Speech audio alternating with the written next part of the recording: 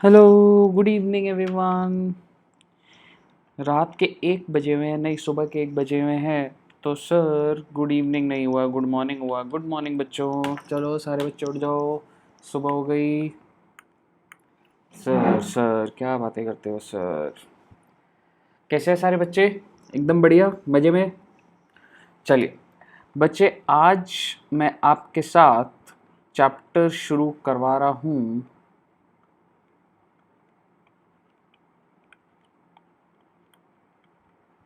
Insurance. Sir ये किस में है? टैक्स में है, अकाउंट्स में है? बेटे बेटे बेटे, अकाउंट्स में है इंश्योरेंस। सर इंश्योरेंस किस चीज़ का? Insurance of stock and insurance of profits. बेटे बेटे बेटे, insurance of stock and insurance of profit, यही आपके चैप्टर का नाम है। और आप लगा लीजिए कि ये 10 नंबर का आता ही आता है। और इसको मैं कह रहा हूँ बहुत ज़्यादा इम्पोर्टेंट। और इसको बोलेंगे बेटा कि ये एवरेज है कॉन्सेप्ट लेवल पे। वेरी सिंपल, या सिंपल नहीं बोलूँगा, एवरेज है। सर एक क्लास हमारी लगेगी स्टॉक के ऊपर, और प्रॉफिट के ऊपर कितनी सर? 1.5 क्लास बेटे। कुल मिला के 2.5 क्लास का ये चैप्टर है।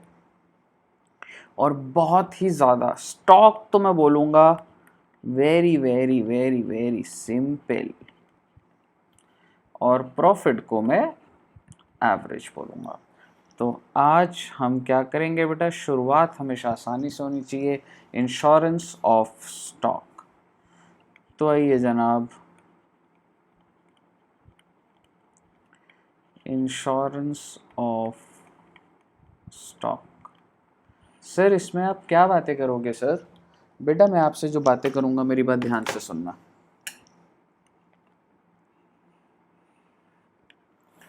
सर ये एक फाइनेंशियल ईयर है, 1/4/18,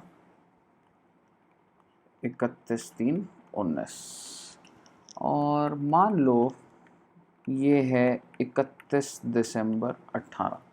मेरा आपसे सवाल है, क्या बेटे ऐसा हो सकता है कि 31 दिसंबर को आपकी जो फैक्ट्री है उसमें आग लग जाए? सर ये आग लग गई बेटा फैक्ट्री में, और जब आग लग गई तो इसमें सर जो स्टॉक पड़ा था, सर आग लगने पे तो बिल्डिंग भी ख़राब हो गई, प्लांट एंड मशीनरी भी ख़राब हो गई, स्टॉक भी ख़राब हो गया, तो क्या बिल्डिंग और स्टॉक का भी बताएंगे? नहीं बेटे नहीं।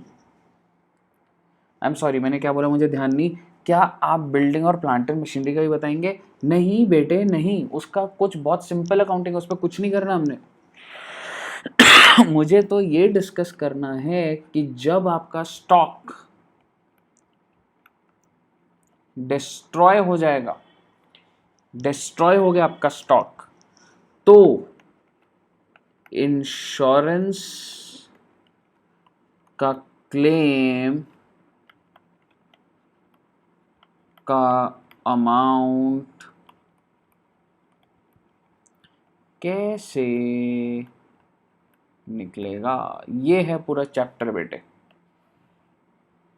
जो इंश्योरेंस कंपनी आपको पैसा देगी क्योंकि आपका स्टॉक डिस्ट्रॉय हो गया है, तो इंश्योरेंस का जो भी क्लेम है वो कैसे निकलेगा रे बाबा? कैसे निकलेगा?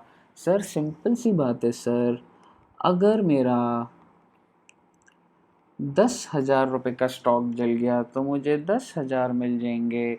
अगर मुझे 10 लाख का स्टॉक जल गया तो 10 लाख मिल जाएंगे। 1 करोड़ का जल गया तो 1 करोड़ मिल जाएंगे। ऐसे थोड़ा ना होता है बेटा। आपने कितने की पॉलिसी ली है, इंश्योरेंस की टर्म्स क्या है, उसके हिसाब से होता है। ये थोड़ा ना होता है कि आपने अगर मान लो स्टॉक इंश्योर करा रखा है तो अगर वो जल गया तो आपको सारा पैसा मिल जाएगा। ऐसे थोड़ा ना होता है। बच्चे हैं क्या आप? चलिए, तो अब समझना, अब मैं आपको बताता हूँ इस स्लाइड में मैं दोबारा आऊँगा, बट मेरा आपसे एक छोटी सी बात, बेटे एक बात बताओ, आपका ना कुछ क्लैरिटी देनी है पहले मैंने आपको। मिस्टर ए ना एक बिजनेसमैन है, उसने 10 करोड़ का कुछ परचेस करा। तो जब उसने 10 करोड़ के, आप ये लगा लो मोबाइल फ़ोन है, ठीक है, 10 करोड़ के मोबाइल फ़ोन उसने परचेस करे, क्योंकि सर मोबाइल का बिजनेस है भाई का। अब आप मुझे बताइए, उसने ये मोबाइल कहाँ रखे होंगे सर? उसने ना गोडाउन में रखे हैं, स्टॉक है ना सर उसका, फिर गोडाउन से वो अलग अलग दुकानों पे भेजता है। तो यहाँ पे कितने रुपए के मोबाइल फ़ोन पड़े हुए अभी? 10 करोड़। और बेटा यहाँ पर लग जाती है आग। अब मेरी बात ध्यान से सुनना, पहले मैं आग की बात नहीं करूं, आप सिर्फ ये समझना गोडाउन में कितने रुपए के गुड्स हैं? 10 करोड़ के। तो सर एक बात बताइए, क्या आपको ट्रेडिंग अकाउंट बनाना आता है? हाँ बेटे हाँ। तो अगर आप मोटा मोटी ये मान लो कि सारा का सारा क्लोजिंग स्टॉक ही है, तो क्लोजिंग स्टॉक कितना हुआ मेरा? 10 करोड़। सर हमने एक चीज़ और पढ़ी थी, और वो मैं बताता हूँ आपको। सपोज करो इस क्लोजिंग स्टॉक की मार्केट वैल्यू सिर्फ और सिर्फ 2 करोड़ है, खरीदा कितने में? 10 करोड़ में। लेकिन सर कुछ ड्यू टू सम रीजंस, आप कह सकते हैं कि जैसे अभी कोरोना वायरस का सिचुएशन है, तो ये सारे मोबाइल फ़ोन मैंने चाइना से ख़रीदे थे, और अब भाई साहब चाइनीज़ प्रोडक्ट कोई ख़रीदने को तैयार नहीं है, तो मार्केट में अगर मैं इन सबको बेचूंगा तो 2 करोड़ मिलेगा। मुझे बताइए मेरा क्लोजिंग स्टॉक कितने में दिखेगा? 2 करोड़। मेरी बात अभी ध्यान से सुनते रहना। कह सकता हूं एज पर अकाउंट्स एक AS2 है सर, जो इन्वेंट्री की वैल्यूएशन करता है, जो कि कहता है कॉस्ट और NRV whichever is less. Cost कितनी है सर? 10 करोड़। NRV कितनी है सर? 2 करोड़। इन दोनों में से लेस क्या है सर? 2 करोड़। तो अकाउंट्स तो कहता है 2 करोड़। मुझे यहाँ तक बताइए, इधर तक कोई आपत्ति आपको? नहीं सर कोई दिक्कत नहीं सर यहाँ तक।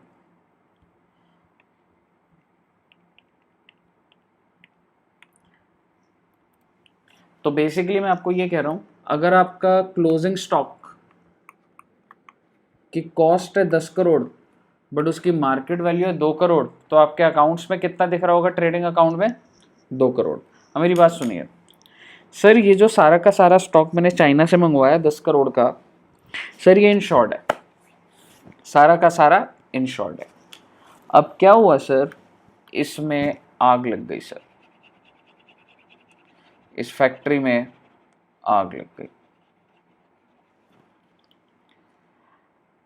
अब आप मुझे बताइए, आपका ये सारा का सारा स्टॉक इंश्योर्ड है, आपके यहाँ पर इंश्योरेंस कंपनी आई, ठीक है, उसने कहा हाँ जी आप कुछ प्रीमियम पे करते हो, स्टॉक की इंश्योरेंस थी, तो उसने कहा कि जी हम आपको देंगे 2 करोड़। इंश्योरेंस कंपनी ने बोला कि जी देखिए जी आपकी कॉस्ट है 10 करोड़ की, मार्केट वैल्यू है 2 करोड़ की, तो हम आपको कितना देंगे? 2 crore.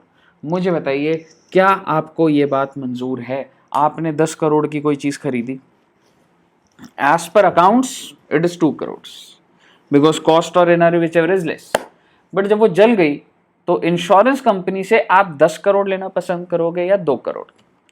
Answer is sir insurance company को बुलाएंगे और इधर इधर और रेप्टाई मारेंगे,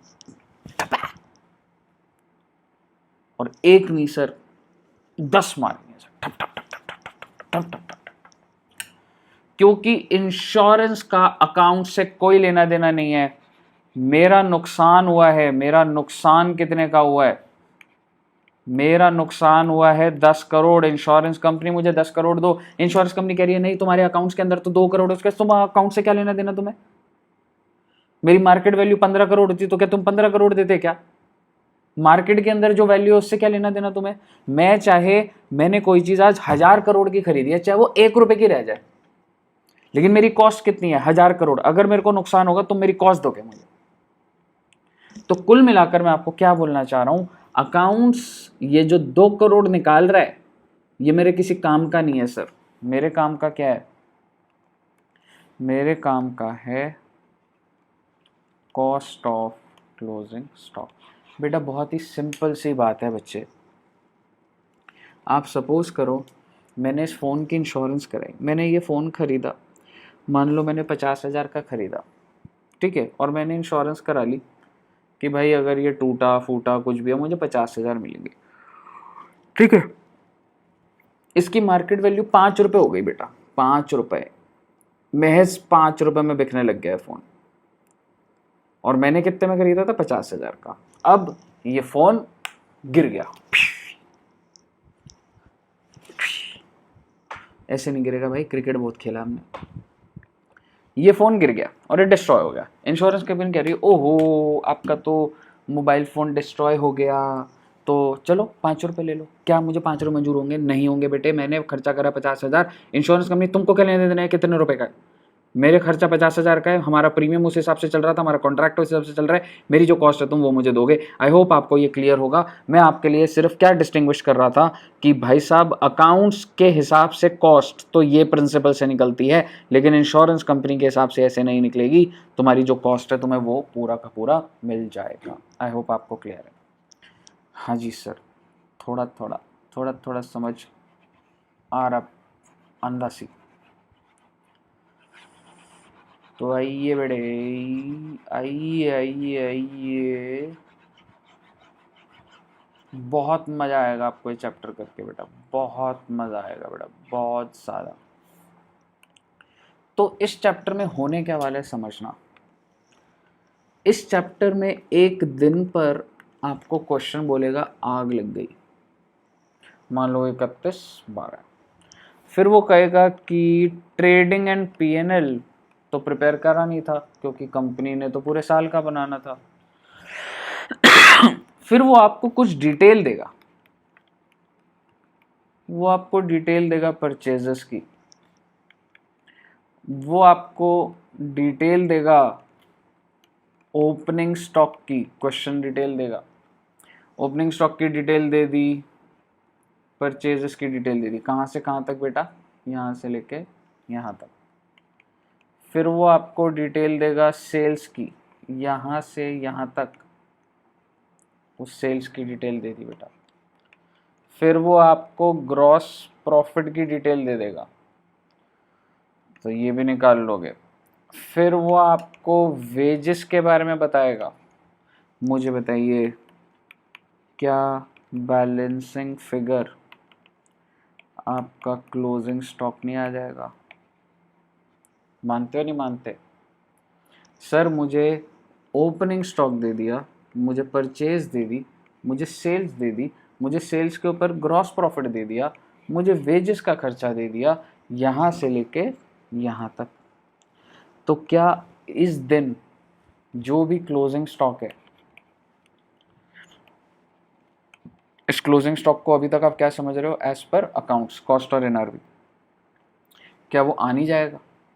हाँ सर, तो ये मेरे पास क्लोजिंग स्टॉक आ जाएगा और फिर मैं देख लूँगा कि भाई मेरा कितने का नुकसान हुआ, क्योंकि मेरे को ये पता लग गया मेरा स्टॉक जो है वो डिस्ट्रॉय हो गया। अब जितने का भी स्टॉक डिस्ट्रॉय हुआ, जितने की भी पॉलिसी है देख लेंगे सर, ठीक है। जैसे कि अच्छा ये तो सर एज पर अकाउंट्स आएगा बेटे, इसमें अब जब मैं ट्रेडिंग बनवाऊंगा ना आपसे तो कुछ ना कुछ मैं एडजस्टमेंट करवा दूंगा आपको, टेंशन मत लो। तो ये हमें ट्रेडिंग अकाउंट, क्या हम ट्रेडिंग अकाउंट को प्रिपेयर करें एज पर अकाउंट्स? नहीं बेटे, एक क्वेश्चन के अंदर चेंज करा दूंगा और बेसिकली हमें ये जो क्लोजिंग स्टॉक होगा वो किस लिए चाहिए? एज पर इंश्योरेंस पर्पस, कि कितने रुपए का क्लोजिंग स्टॉक बचा है। आई होप आपको क्लियर होगा। यस। और बच्चे आपसे एक छोटी सी बात करता हूँ,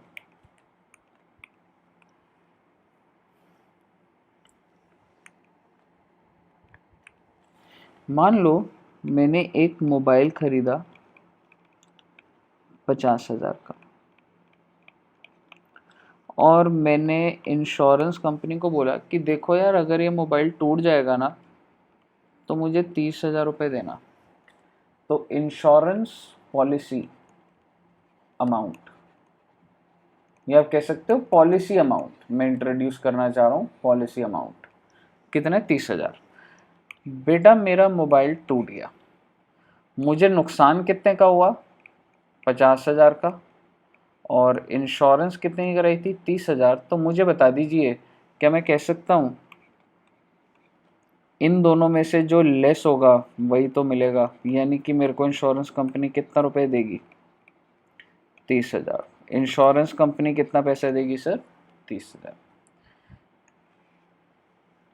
ऐसे ही एबनॉर्मल सी सिचुएशन ले रहा हूँ, अगर लॉस है 50,000 का और इंश्योरेंस क्लेम बैठ रहा है 80,000, तो इंश्योरेंस कंपनी कितना देगी सर? नुकसान से ज़्यादा नहीं देती सर।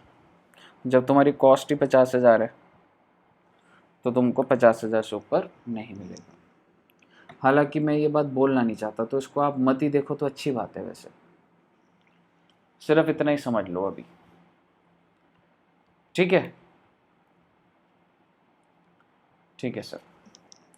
अब मेरी बात समझना, मैं आपको सीधा क्वेश्चन पे ले जा रहा हूँ बच्चे, और क्वेश्चन में हम लोग क्या बना रहे होंगे? Trading account. ठीक है, तो आइए देखते हैं कौन सी इलस्ट्रेशन करेंगे। कुल मिलाकर मैं आपको एक चीज़ बोल देता हूँ कि इस चैप्टर में हो क्या रहा है, मैं स्टॉक की पहले वैल्यू निकालूंगा, आई मीन टू से क्लोजिंग स्टॉक। सर आप वो वैल्यू क्यों निकालोगे? क्योंकि भाई जिस भी दिन आग लगी है मेरी फैक्ट्री में, उस दिन कितना स्टॉक जल गया, उसके लिए मुझे उस दिन तक का ट्रेडिंग अकाउंट बना के क्लोजिंग स्टॉक निकालना पड़ेगा। हाँ सर। और जब वो क्लोजिंग स्टॉक आ जाएगा, फिर मैं उसको कंपेयर करूंगा पॉलिसी कितने की ली थी, फिर मैं देखूंगा कि मुझे कितना पैसा मिलेगा। आई होप आपको ये बात क्लियर है।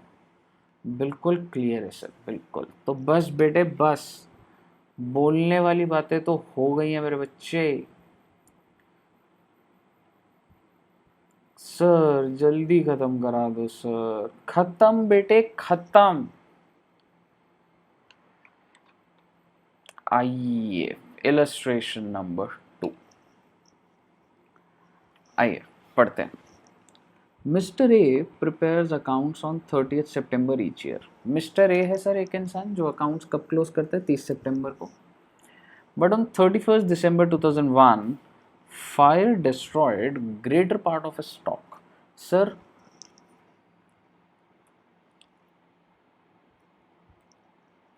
आइए मैं थोड़ा सा डायग्राम बनाऊंगा पहले। 30 सितंबर को क्लोजिंग होती है, ऑन 31st December 2001। तो बेसिकली आग किस दिन लगी? 30 दिसंबर 2001 को आग लग गई sir. Following information was collected.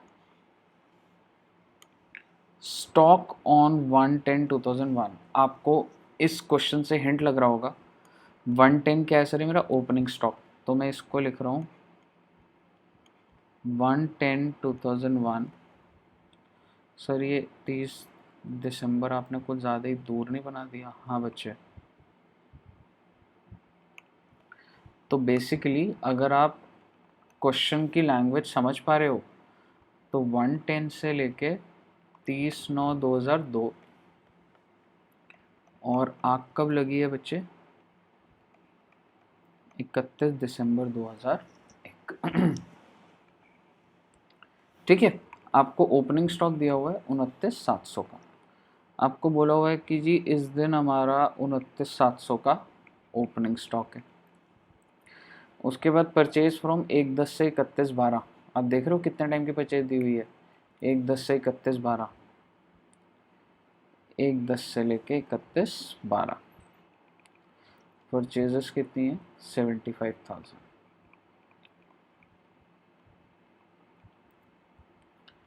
Then wages 1/10 से 31/12 33, वेजेस एक्सपेंस दिया हुआ है। देन सेल्स दिया हुआ है 1/10 से 31/12 1/40, सेल्स 1/40। ठीक है, उसके बाद क्या बोला हुआ है रेट ऑफ ग्रॉस प्रॉफिट। तो अगर मुझे ग्रॉस प्रॉफिट दिया हुआ है 1/3 ऑन कॉस्ट, बच्चे मुझे जो ग्रॉस प्रॉफिट है वो 1/3 ऑन कॉस्ट दिया हुआ है, तो क्या मैं इसको 1/2 ऑन, नहीं, आप क्या होता था फॉर्मूला बताओ। अगर कोई चीज़ 1/3 ऑन कॉस्ट है तो क्या मैं बोल सकता हूँ it would be 1/4 on sales. हाँ सर, ये बात आपको आनी चाहिए बच्चे, फाउंडेशन में डिस्कस हो चुकी है। Stock of the value 3000 was salvage. Salvage का मतलब होता है बेटा कि जब कोई आप ये लगा लो जब स्टॉक जल भी गया सारा का सारा, फिर भी उस स्टॉक की इतनी वैल्यू थी कि उसको आप 3000 रुपये आप उसको बेच के ले सकते हो। साहब जल गई एक चीज़, मान लो जैसे गाड़ी जल जाती है, गाड़ी जल गई बट अभी भी क्या कह सकता हूँ लोहे का कुछ ना कुछ दाम होता है, हाँ, तो वो सैल्वेज होता है 3000 रुपये का। Insurance policy was 25,000। इंपॉर्टेंट बात ये है बच्चे कि आपने कितने रुपए की इंश्योरेंस करा रखी है 25,000। ठीक है sir. And the claim was subject to average clause. ये बहुत इंपॉर्टेंट वर्ड है बच्चे, इसके ऊपर आपको कॉन्सेप्ट आएगा पूरा का पूरा, इसी क्वेश्चन में ही समझ आ जाएगा कि सर ये कुछ एवरेज क्लॉज लिखा हुआ है सर। ठीक है, इसके बाद क्या बोल रहे हैं एडिशनल इंफॉर्मेशन। सर अगर हम ऊपर तक का इंफॉर्मेशन देखें तो क्लोजिंग स्टॉक निकाल लोगे। हाँ सर, ओपनिंग दिया हुआ है, परचेज दिया हुआ है, वेजेस दिया हुआ है, सेल्स दिया हुआ है, ग्रॉस प्रॉफिट दिया हुआ है, क्लोजिंग स्टॉक आ जाएगा। लेकिन सर 3 इंफॉर्मेशन है। Stock at the beginning was calculated at 10% less than cost, यानी कि आपने इसको 29,700 जो है ये 90% है बेटा। 10% लेस देन कॉस्ट, यानी कि अगर 100 रुपये कॉस्ट है तो आपने उसको 10% लेस करा होगा, यानी कि 90% पे करा होगा। आप मुझे बताइए क्या आपको इसको कॉस्ट पे नहीं रखना चाहिए? मैं सर एक बात बताओ सर, हमने ऐसा क्यों करा होगा? क्योंकि बेटा इसकी मार्केट वैल्यू कम होगी, 29,700 होगी। लेकिन क्या इंश्योरेंस कंपनी को इससे कोई लेना देना है कि मेरे स्टॉक की मार्केट वैल्यू क्या? मैं आपको समझा चुका हूँ इंश्योरेंस कंपनी को इससे कोई लेना देना नहीं है।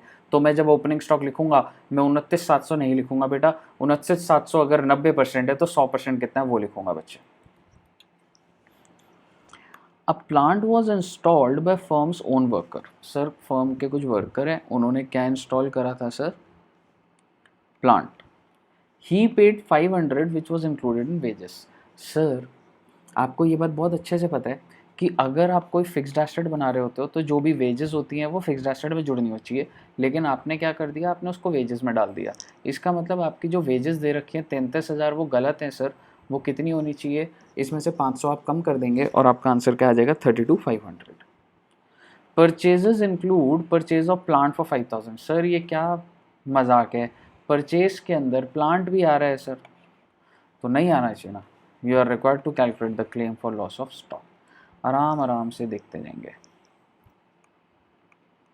ट्रेडिंग अकाउंट बना रहा हूँ और मैं आपको ये बता दूँ, मैं ये कोई इन्वेस्टर को एज पर अकाउंट्स नहीं दिखा रहा, मैं इंश्योरेंस कंपनी के लिए बना रहा हूँ।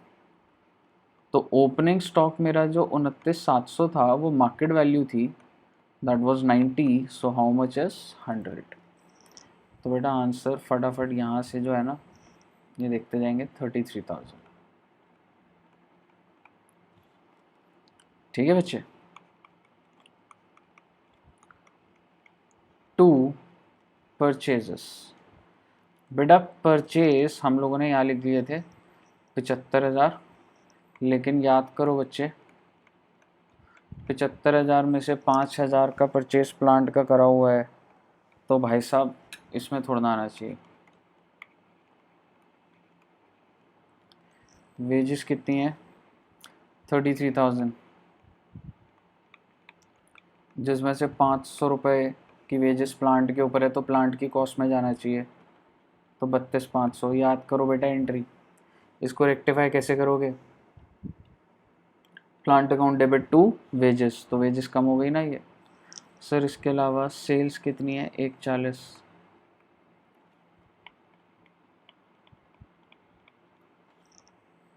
देन 1/4 ऑन सेल्स, तो 2 ग्रॉस प्रॉफिट 1/4 ऑन 140 कितना आ रहा है बेटा, 1/4 ऑफ 140 70-35,000। इसके अलावा कोई डेटा नहीं सर। आपका क्लोजिंग स्टॉक आ गया मालिक। सर ये क्लोजिंग स्टॉक कौन से दिन का आया, इस दिन का आया बेटा, क्योंकि मैं ट्रेडिंग अकाउंट कब का बना रहा हूँ, 1/10/2001 से लेके 31/12/2001। आई होप यहाँ तक कोई दिक्कत नहीं है।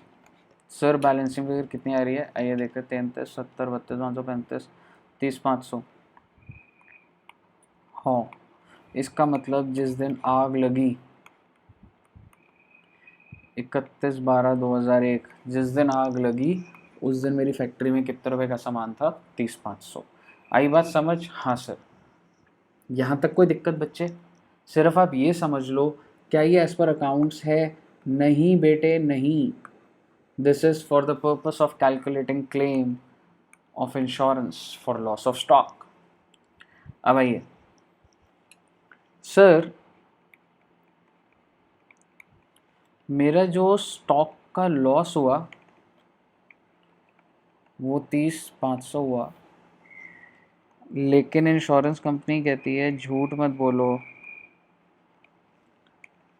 3,000 का तो तुम्हें तब भी उसकी वैल्यू मिल ही जाएगी क्योंकि सैलवेज है, तो 27,500 का लॉस हुआ।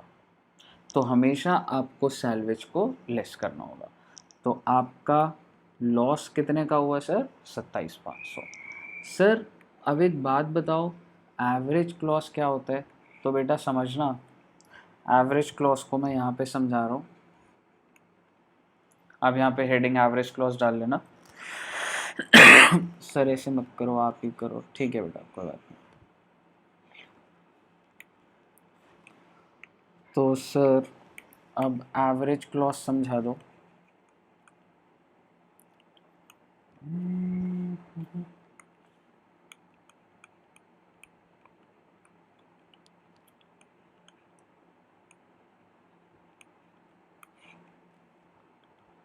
एवरेज क्लॉज अब समझना।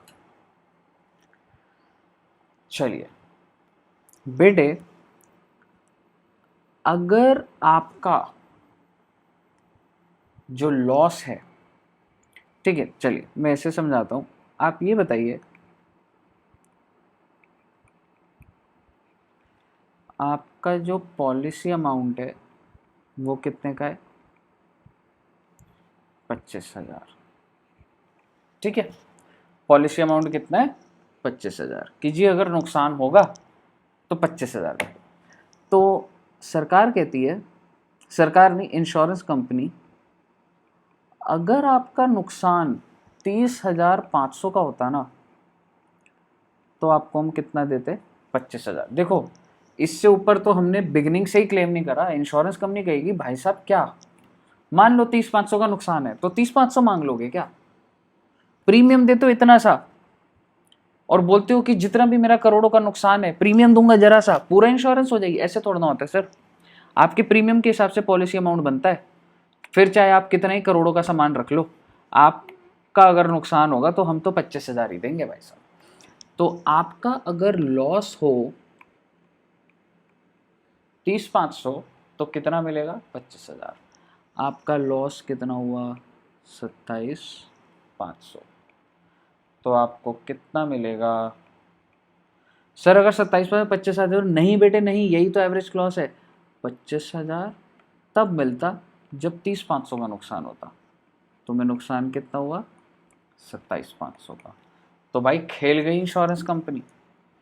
तो कितना अमाउंट आ जाएगा इधर देखना एक बार, 25,000 अपन 30,500 27,500, यही है ना अमाउंट ऑफ क्लेम।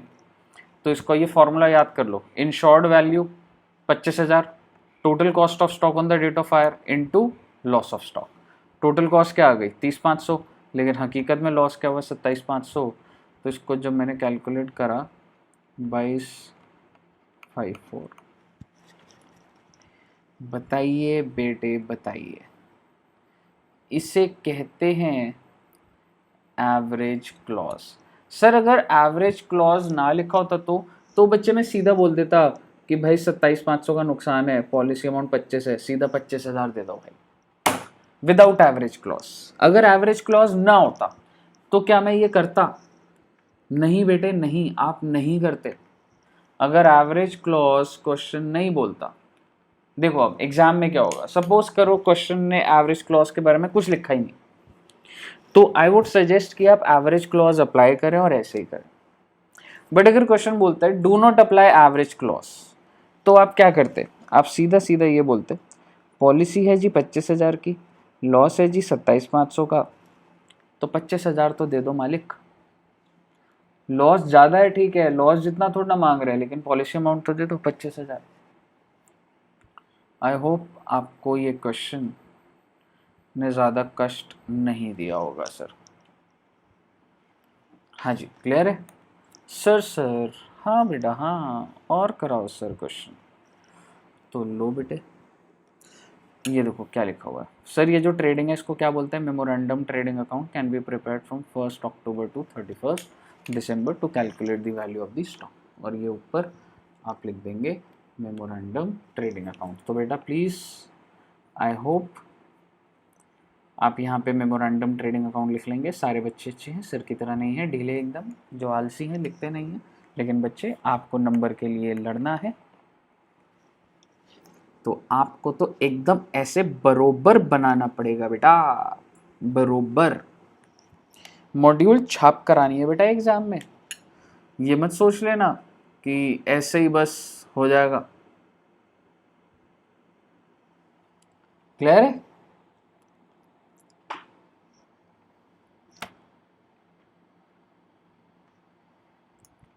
जी साहब आइए अब समझते हैं। सर और कोई इलस्ट्रेशन कराओ सर। इलस्ट्रेशन नंबर 3 देखते हैं एक बार, ठीक है?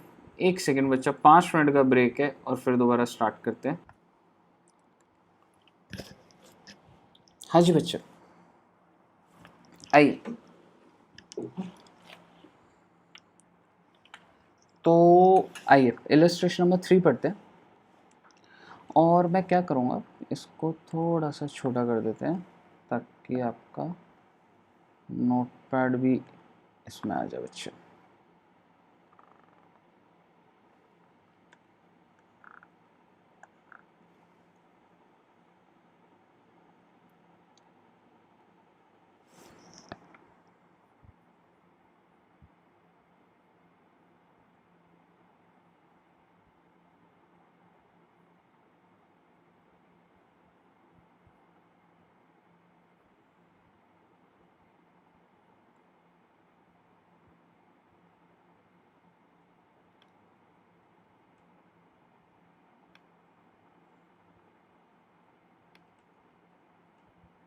हाँ जी, तो इलस्ट्रेशन नंबर 3 कर रहे हैं सर हम लोग।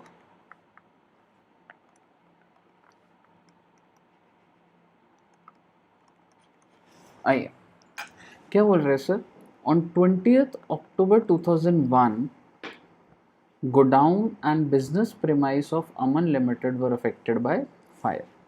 तो बेसिकली 20 अक्टूबर 2001 को, सर ये अप्रैल टू मार्च है या जनवरी टू दिसंबर है मुझे नहीं पता अभी, ठीक है? लेकिन मुझे ये पता है कि फायर आग कब लगी है सर, 20 अक्टूबर 2001 को। फ्रॉम दी सैल्वेज्ड अकाउंटिंग रिकॉर्ड्स, मतलब आग लग गई तो सर अकाउंट्स भी सब डिस्ट्रॉय हो गए। The following information is available. Stock of goods 10% lower than cost as on 31 March. इससे मुझे पता लग गया 31 मार्च वाला सिस्टम चल रहा है कुछ। तो बेटा 1 अप्रैल, अच्छा आग कब लगी है? 20 अक्टूबर। तो ये ना ऐसी कहानी होगी, 20 अक्टूबर 2001 को आग लगी है, तो 1 अप्रैल 2001, 31 मार्च 2002। आइए अब ये क्या बोल रहा है, ऑन 31 मार्च 2001, यानी कि इस दिन 2,16,000 का स्टॉक था। मेरे बच्चे अब मुझे एक बात बताओ, 2,16,000 का स्टॉक है, कह सकता हूँ अब आपको समझ आ रहा है कि ये 90% है, 10% lower than cost. But sir मुझे तो पूरा लेना होता है, तो 2,16,000 अपॉन 90 into 100, आई थिंक 2,40,000 आ जाएगा।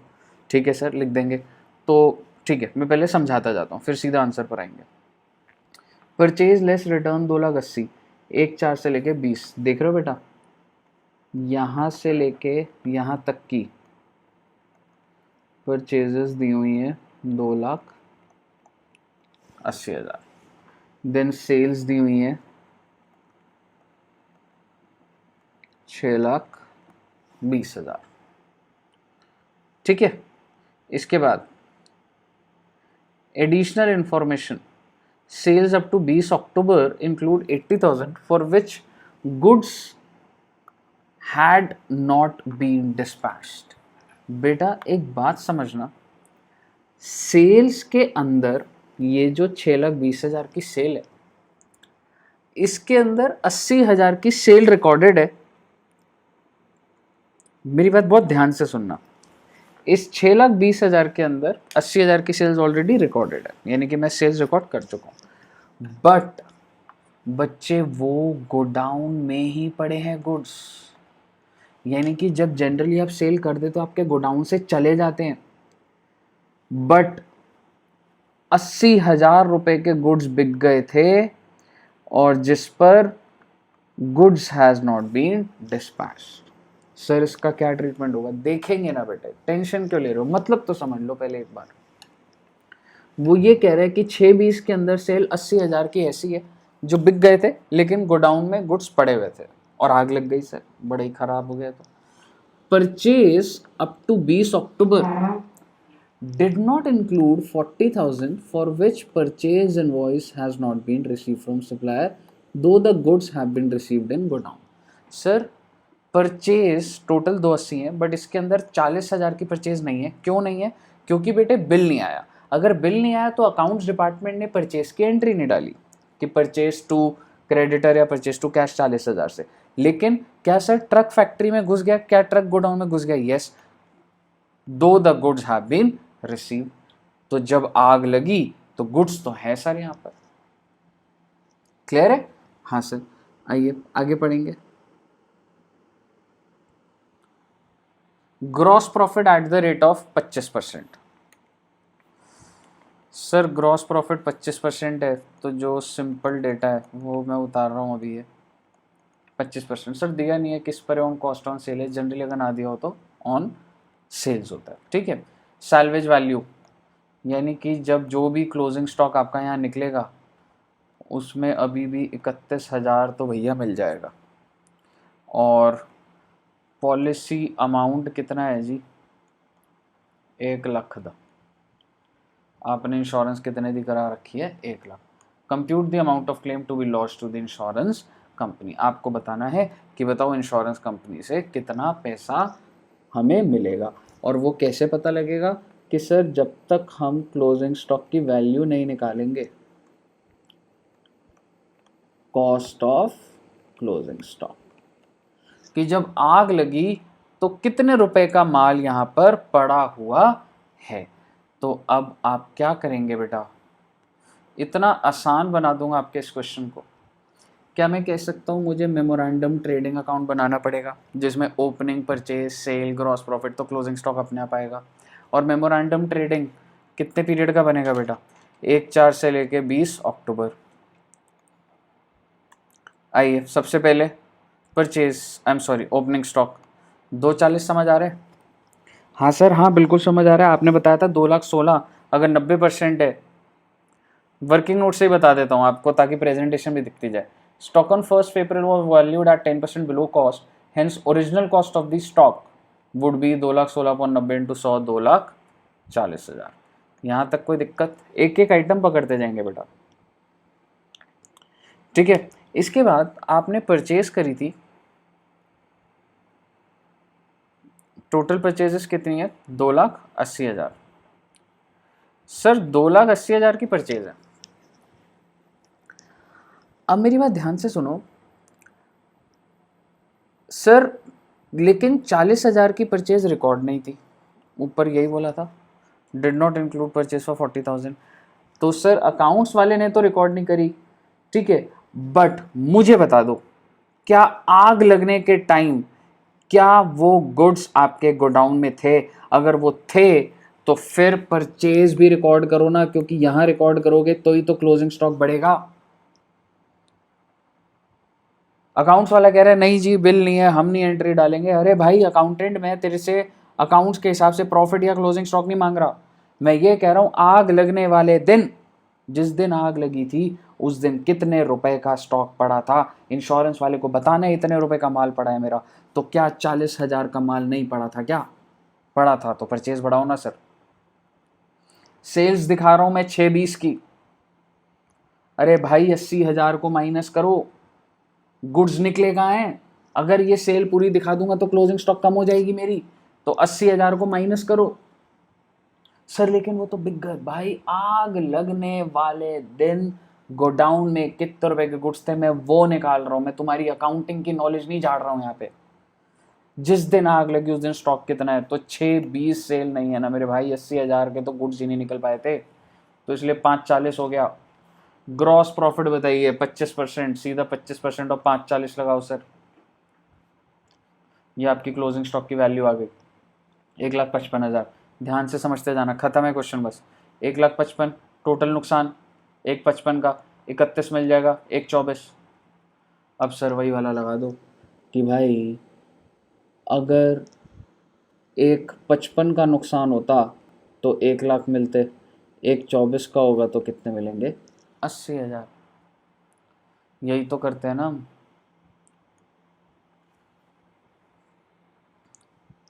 एवरेज क्रॉस, सर क्वेश्चन ने तो नहीं बोला बेटे, लगाएंगे ना कुछ, मैं आपको बताया ना एजम्पशन भी यही चलेगी।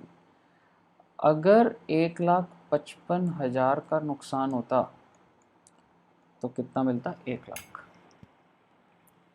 ये देखिए 1,55 टोटल है ना, तो कितना मिलता? 1,00,000। लेकिन नुकसान, इंश्योरेंस कंपनी ज़्यादा स्मार्ट बन रही है, क्या कह रही है तुम्हें नुकसान कितने का है? 1,24 का। तो 1,00,000 अपॉन 1,55,000 इंटू 1,24,000, 80,000 आंसर आ रहा है। आई होप आपको ये बात क्लियर है। हाँ सर, आसान लग रहा है सर, अच्छा लग रहा है सर, काफ़ी अच्छा लग रहा है बेटे। एक क्वेश्चन रह गया और उसके बाद आपको पता है आपके पास कितना काम आ जाएगा? इलस्ट्रेशन 6, इलस्ट्रेशन 7, इलस्ट्रेशन 7 तक लॉस ऑफ प्रॉफिट से पहले सारा का सारा। तो 7 इलस्ट्रेशन आज ख़त्म करनी है हमने, मैंने 2 कराई हैं आपको, एक और कराऊंगा डिफ़िकल्ट वाली थोड़ी सी। 5th,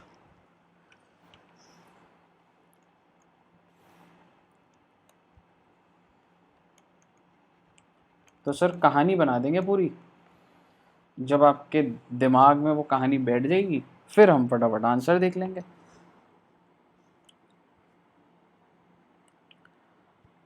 Illustration number 5. So this is your illustration 5. On 1st April 2002, stock was destroyed by fire. Sir आग कब लगी है? 1 अप्रैल 2002। ठीक है, मुझे नहीं पता फाइनेंशियल ईयर फॉलो कर रहा हूँ या कैलेंडर ईयर फॉलो कर रहा हूँ, but sufficient records were saved from which the following particular was ascertained. Stock on 1st January 2001. एक मिनट सर, आग कब लगी है? 1 अप्रैल 2002 और ये पिछले साल की बात कर रहा है 2001।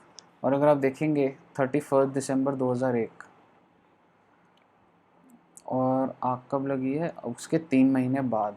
लेकिन मुझे एक बात तो क्लियर है कि कैलेंडर ईयर चल रहा है, तो आप देखना मैं डेटा बनाता जाता हूँ। 1 अप्रैल 2001, 31 दिसंबर 2001 और आग लगी है जी 1 अप्रैल 2002। और सर आग जो लगी है ना उसको हाईलाइट कर दो सर, ये आग लिख के सर, ठीक है सर। हमें तो यहाँ से यहाँ का बनाना है, ये डेटा क्यों दे रहे हैं, देखेंगे बेटा। 1 जनवरी को कितने का है 73,500।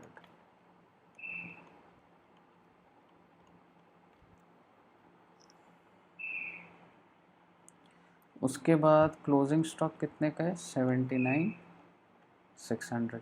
यही अगले साल का ओपनिंग बन जाएगा। Purchase for the year ended 3,98,000, कौन से साल का 31 दिसंबर।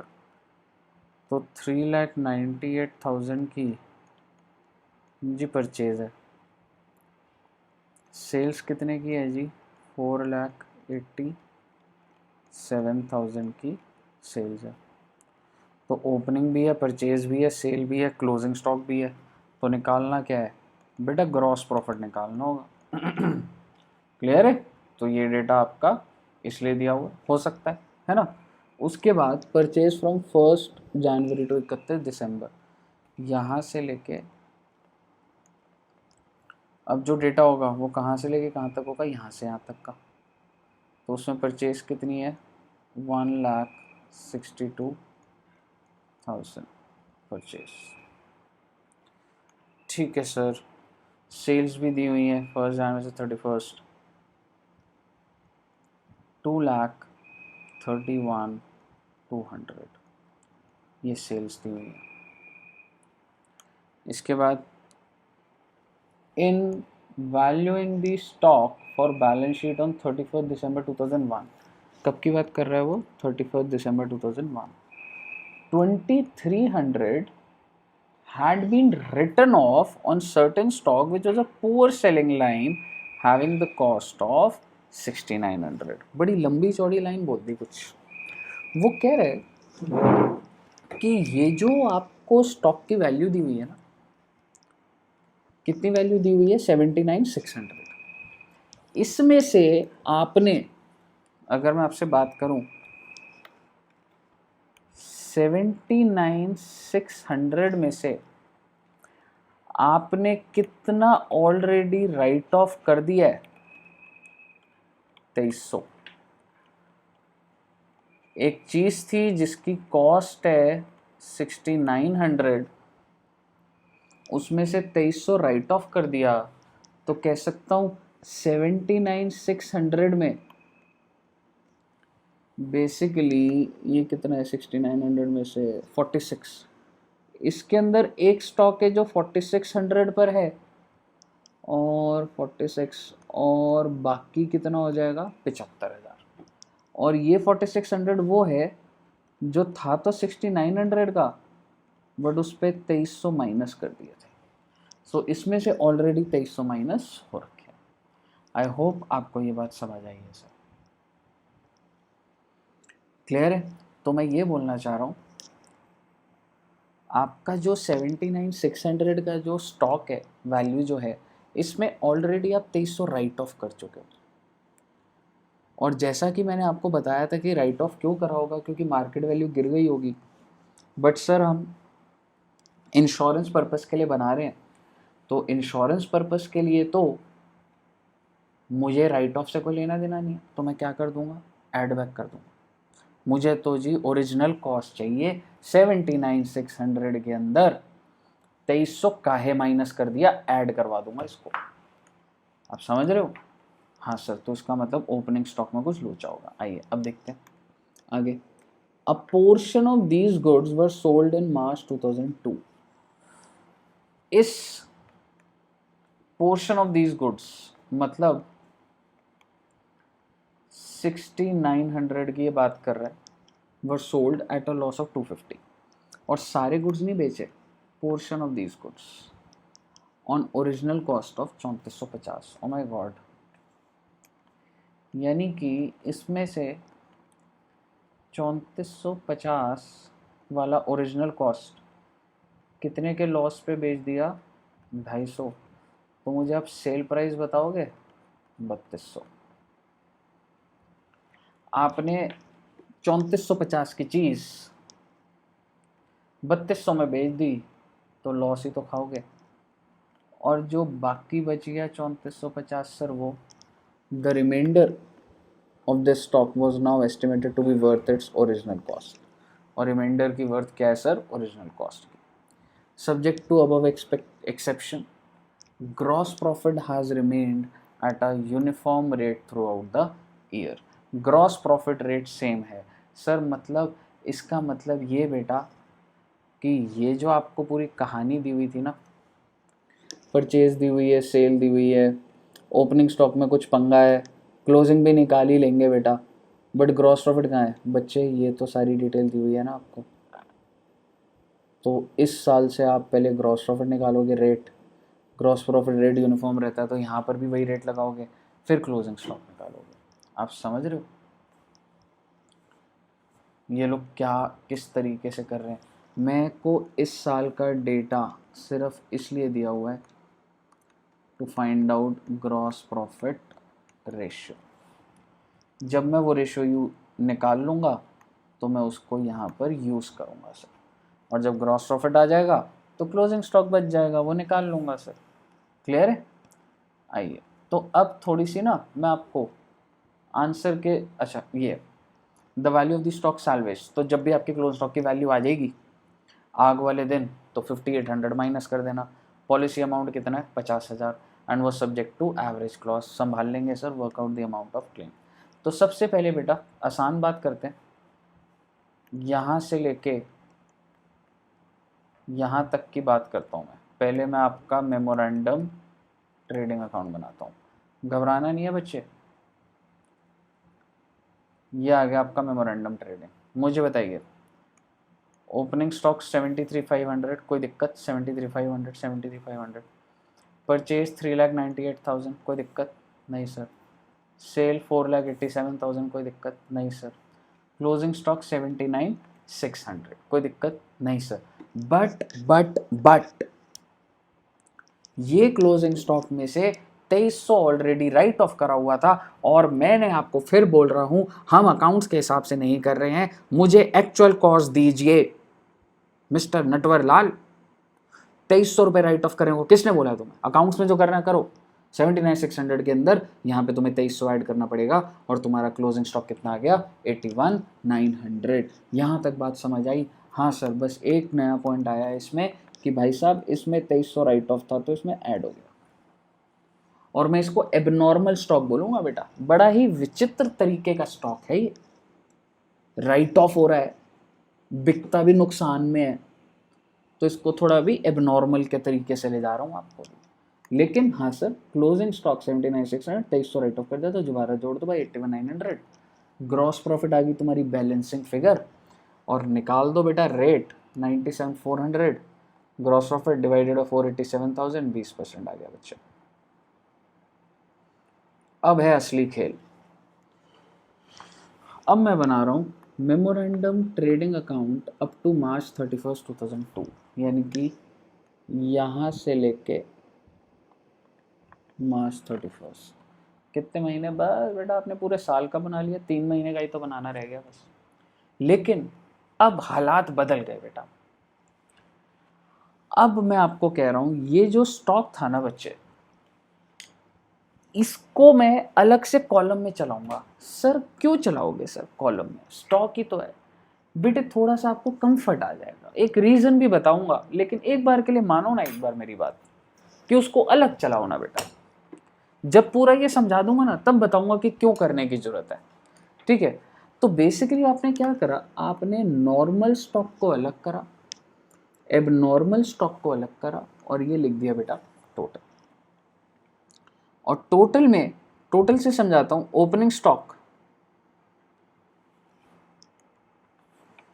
ओपनिंग स्टॉक कितना आएगा बेटा? 81,900। आप मुझे बता दीजिए क्या इसमें से 6900 का एबनॉर्मल नहीं है बच्चे? क्योंकि अभी अभी हम लोगों ने क्या देखा था, जो 6900 वाला था उस पर राइट ऑफ था ना, तो ऐड कर दिया तो 6900 एबनॉर्मल हो गया ना बच्चे मेरा। क्या 81,900 में से 6900 का एबनॉर्मल नहीं है? हाँ सर है। तो नॉर्मल कितना हुआ बेटा? 75,000। ठीक है, हाँ सर। उसके बाद सर परचेज़ में कोई कहानी है? परचेज़ में कोई कहानी नहीं है मेरे बच्चे। आपने नॉर्मल परचेजेस करी है 1,62,000, नॉर्मल आइटम है ये 1,62,000। यहाँ तक क्लियर? हाँ सर, यहाँ तक क्लियर है। अब सेल्स 231,200। सर ये जो हमें सेल्स दी हुई है 231,200, क्या ये सारी की सारी नॉर्मल गुड्स की है? नहीं बेटे नहीं। आपके साथ मैंने एक वर्किंग करी थी, मैंने आपकी ये निकाली है सेल 3200 रुपये की, 3450 की गुड्स पे 250 का लॉस, तो 3200 की सेल। तो बेटे मेरी बात ध्यान से सुनो, सेल्स को हमें बाइफरकेट करना पड़ेगा। 3200 एबनॉर्मल, अच्छा टोटल कितनी होगी? 231,200 जो दी हुई है आपको क्वेश्चन में, जिसमें से 3200 एबनॉर्मल और नॉर्मल कितनी बच्चे? 2,28,000। आई होप आपको क्लियर होगा ये।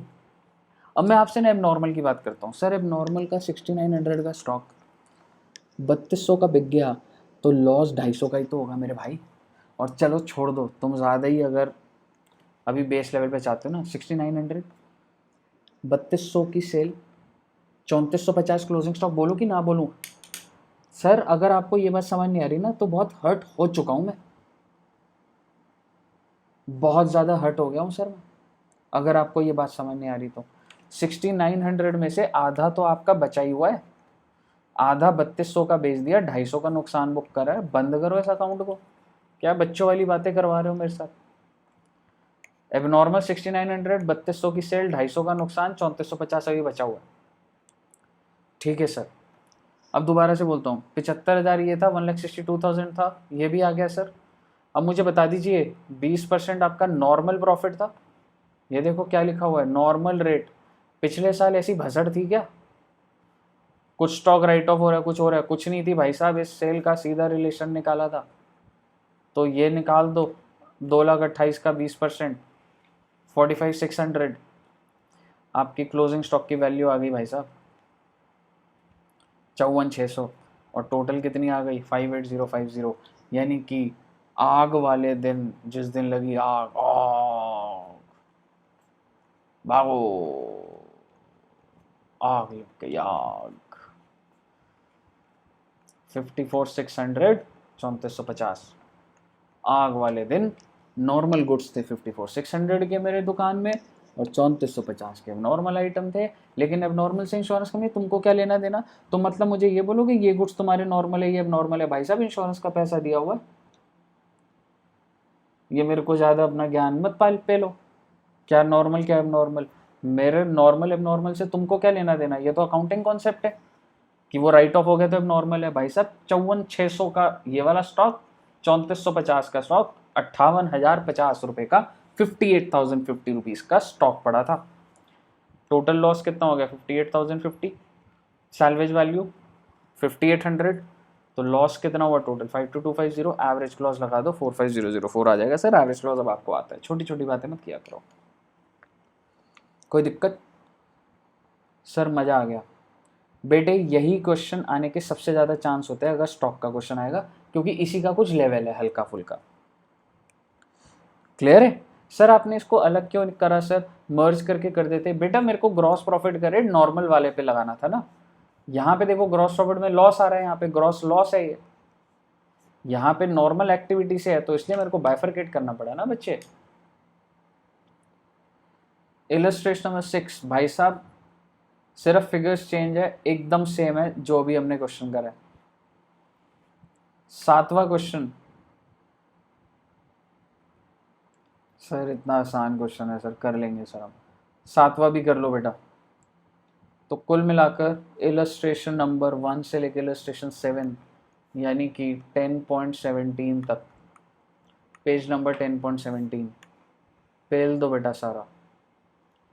इलस्ट्रेशन 1 टू इलस्ट्रेशन 7 सारा का सारा।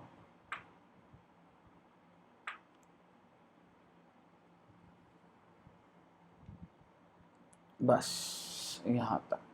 आई होप आपको लॉस ऑफ स्टॉक बहुत ही हल्का लगा होगा। सर बहुत इजी लगा बेटे, इजी है नहीं, मैंने करवाया है इसलिए इजी हो गया है। इसी बात पर कर दो लाइक, कर दो सब्सक्राइब, कर दो शेयर। जय माता दी।